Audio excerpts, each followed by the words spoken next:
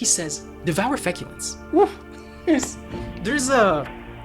something about elevated vocabulary that have a way of embellishing or confusing context, so that way they're not received by some people the way they're meant to.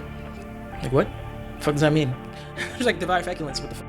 But if you're like, eat shit, it's like, oh shit, okay, now I see what you mean.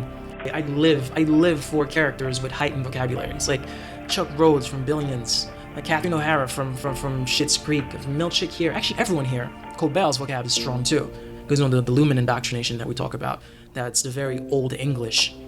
No, it was really nice. And then how he broke it down for him. Okay, you want me to curtail every thing I say, to like shrink them down, to make them more microwavable to you? How about I say this monosyllabically? It's not my fault what Mark Scout does when he is not at work. It's yours. Christian, every word was one syllable. Monosyllabic, which is one syllable. By the way, the writers, dude, I love that. Cool.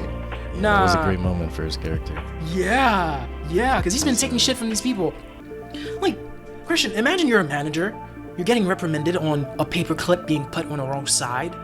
You're getting reprimanded for using too many big words. You're a manager for a corporate company with adult workers. Okay, the innies are, they're not as mature as their outies. You have to mold them, but like, they're still like adults. I was like, the shit this man goes through, and we can see the process he has to go through to dumb himself down is never an easy one, because that's not who he is to his core. Like the mirror scene. You must rid yourself of childish folly. You must grow. You must grow up.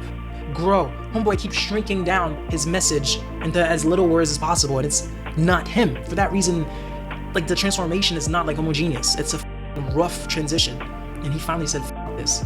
Devour feculence.